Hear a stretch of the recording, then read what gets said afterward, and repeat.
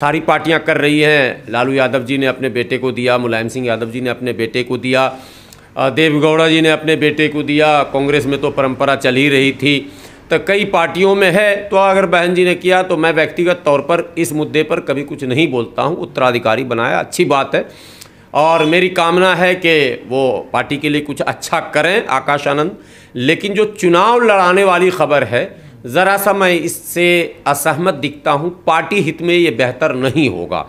आकाश आनंद उत्तराधिकारी हैं, उन्हें चुनाव में स्वयं भी क्षेत्रों का भ्रमण करना पड़ेगा, और प्रत्याशी जो लड़ेंगे वहां भी उन्हें चुनाव में प्रचार में जाना पड़ेगा। बहन जी का अतिरिक्त चूँकि नए वो उत्तराधिकारी हैं तो कर्तव्य और दायित्व बनता है, और जो चुनाव लड़ने वाले उनके उम्मीदवार होंगे उनकी इच्छा भी होगी कि आकाश आनंद भी एक बार हमारे क्षेत्र में आएँ, तो एक व्यस्तता वो होगी। दूसरे, आकाश आनंद जी लड़ेंगे तो जो बसपा के कार्यकर्ता हैं, पदाधिकारी हैं, उनकी इच्छा होगी कि हम आकाश आनंद जी के क्षेत्र में समय दें।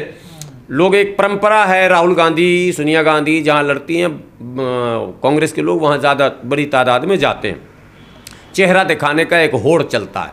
तो वो चीज़ आकाश आनंद जी में भी होगा, तो उसका प्रभाव दूसरे सीटों पर पड़ेगा। जो दूसरे और प्रत्याशी होंगे उनके प्रचार के लिए कार्यकर्ता कम पड़ेंगे, उनके क्षेत्र के भी कुछ कार्यकर्ता चेहरा दिखाने के लिए वहां पहुंच जाएंगे जहां से आकाश आनंद जी चुनाव लड़ेंगे।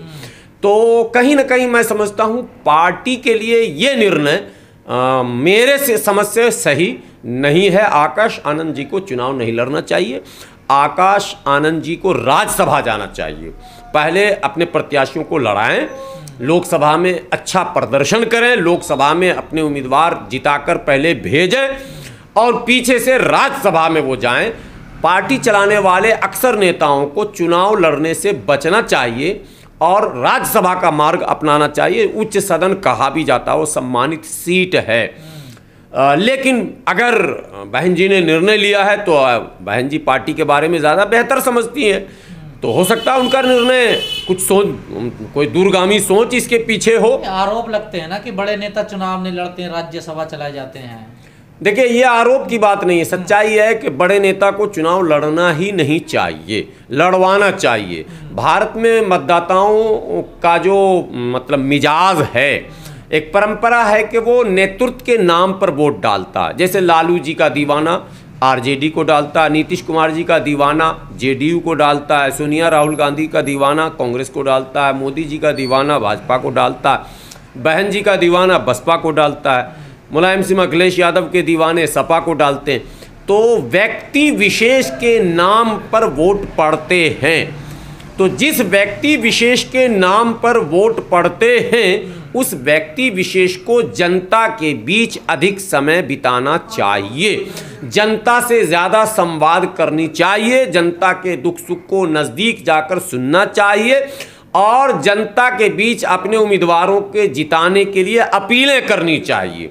तो जाहिर सी बात है कि जो नेता इतने काम को करेगा वो स्वयं चुनाव नहीं लड़ेगा, और डेमोक्रेसी में एक सेटअप है। तो चुनाव लड़ने से निखार आता है ना नेता में, देखिए नहीं, ऐसी कोई बात नहीं। ऐसे बहुत सारे, देखिए सपा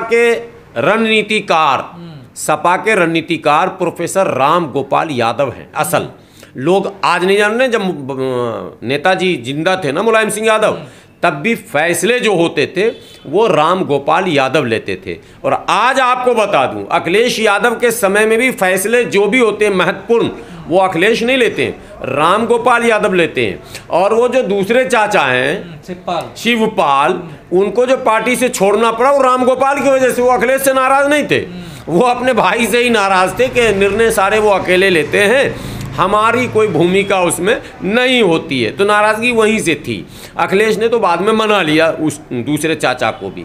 इसी तरह से कई और दलों में आप देखेंगे फैसले लेने वाली जो बॉडी है वो अक्सर चुनाव से दूर रहती है।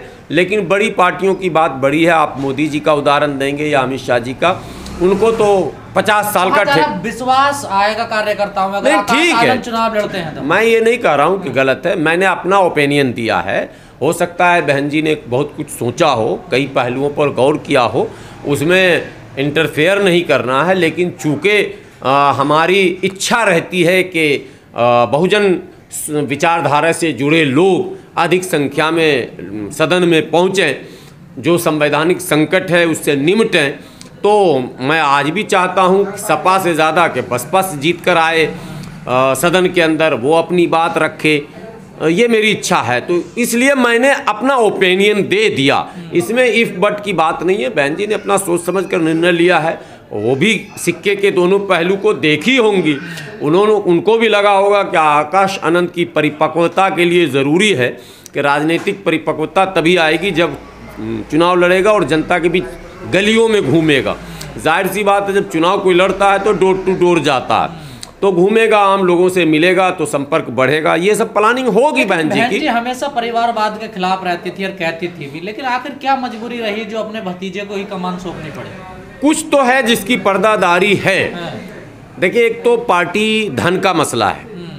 हमें लगता है कि बसपा के पास पर्याप्त धन है पार्टी फंड में, और जो आम लोगों को जिसका ज्ञान नहीं है, शायद वो आम लोगों तक ये बात जाने भी नहीं देना चाहती है, इसलिए आकाश आनंद को ही उत्तराधिकारी बनाया।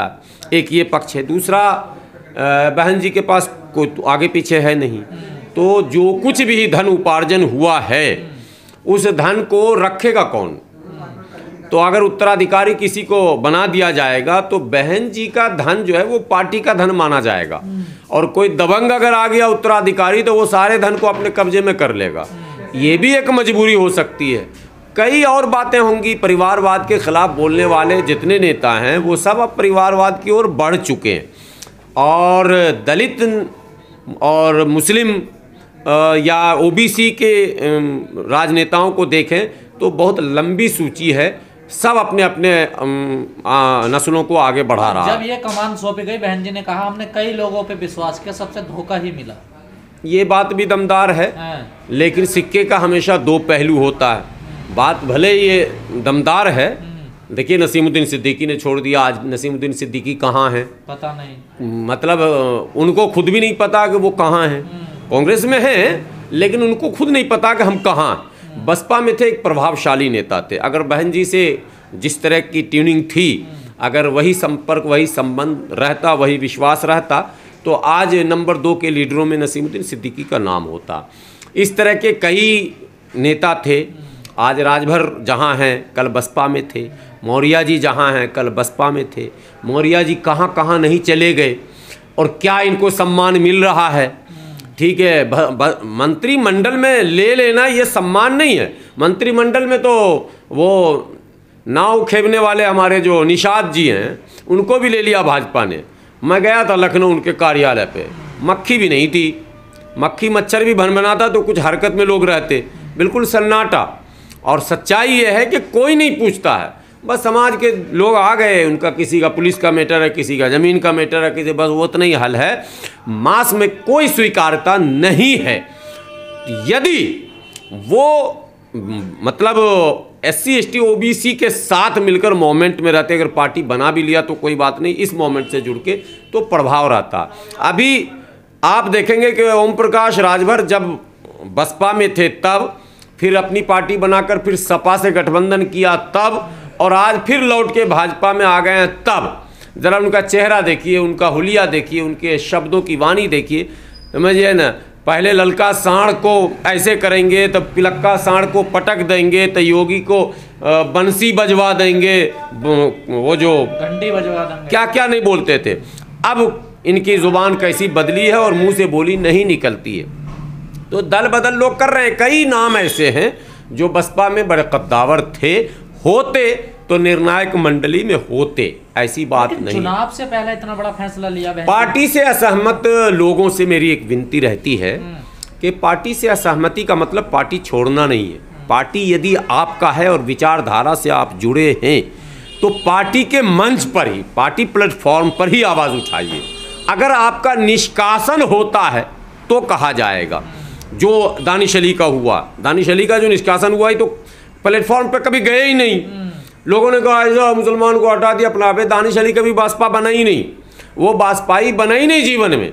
वो तो बस देवेगौड़ा जी ने पैरवी कर दी, बहन जी ने टिकट दे दिया और वो चुनाव जीत गए, लोकसभा में आ गए। कभी कहा भी नहीं बसपा का नेता हूं, कभी नहीं। मतलब एक बसपाई का जो रोल होना चाहिए वो रोल कभी दानिश अली ने नहीं किया।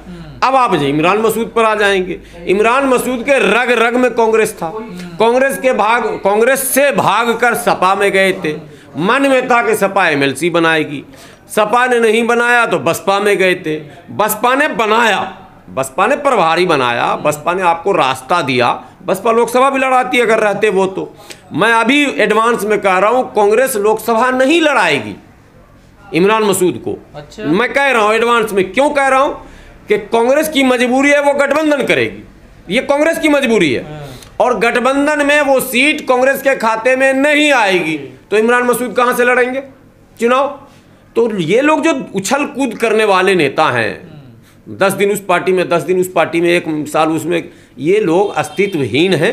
अगला चुनाव न दानिश अली अब लोकसभा का मुंह देखेंगे और न इमरान मसूद देखेंगे। तो इसलिए इमरान मसूद खुद परिवारवादी हैं, मतलब जिसका नाम लीजिएगा सब परिवारवादी ही मिलेगा। इसलिए ये मुद्दा ही नहीं है। कोई अगर कहता है कि बहन जी ने ऐसा क्यों किया, ये सवाल खत्म हो चुका, बहुत पीछे जा चुका है ये सवाल। चुनाव से पहले इतना बड़ा फैसला लेना, क्योंकि 2024 का चुनाव है। फैसले जब भी होते हैं 4 महीने बाद भी तो फैसले जब भी होते हैं चुनाव से पहले ही होते हैं बड़े फैसले। बाद में क्या फैसला होगा। अभी अगर जिम्मेदारी सौंपी गई है तो आकाश आनंद जी में जो टैलेंट होगा उसका वो प्रदर्शन भी तो करेंगे। समय मिल गया ना पर्याप्त। अब ये भी तो देखा जाए कि आकाश आनंद जी में दम कितना है, क्या अनुभव है, क्या बोलने की शैली है, किस तरह से समाज को अपनी तरफ खींच सकते हैं या नहीं खींच सकते। बहन जी की सुनते सुनते लोग थक चुके हैं। एक गाना डेली आप नहीं सुन सकते हैं, एक खाना डेली नहीं खा सकते हैं, एक आदमी का भाषण भी आप डेली नहीं सुन सकते हैं। अब मोदी जी का भी सुनते सुनते लोग थक गए हैं, बहन जी का भी, लालू जी का एक स्टेज होता है। तो अभी आप देखें ना मध्य प्रदेश, राजस्थान, छत्तीसगढ़ में मोदी जी ने क्यों प्रयोग किया नया। पता था कि एक ही चीज़ को अगर बार बार रिपीट करेंगे मामला गड़बड़ हो जाएगा। तो प्रयोग, तो बहन जी ने भी एक प्रयोग किया है। देखें 2-4 महीने में आकाश आनंद क्या करते हैं। हो सकता है पार्टी के लिए कुछ बेहतर कर जाएं तो उनके अंदर निखार आ जाएगा। नहीं करेंगे तो मुझे पता है समाज में विरोध होगा कि भाई आप बनाए, आपने ये किया, विश्वास किया, मगर नतीजा नहीं आया। दोनों बातें। तो आकाश आनंद जी के कांधे पे बड़ी जिम्मेदारी है। चुनौतीपूर्ण समय है ये बसपा के लिए और 2024 बसपा के लिए करो या मरो का साल है। ये चुनाव इंडिया का क्या होगा, एनडीए का क्या होगा, ये सब मुद्दे अलग हैं। बसपा का क्या होगा ये सबसे अलग मुद्दा है और बड़ा मुद्दा है। क्या बसपा रहेगी या खत्म हो जाएगी। क्योंकि 24 में अगर बसपा का प्रदर्शन सही नहीं हुआ तो ये तय है कि बसपा की ओर कोई मतदाता दोबारा नहीं देखेगा आशा भरी निगाहों से। और फिर बसपा को जब मतदाता नहीं होगा तो फिर नेता भी नहीं होगा।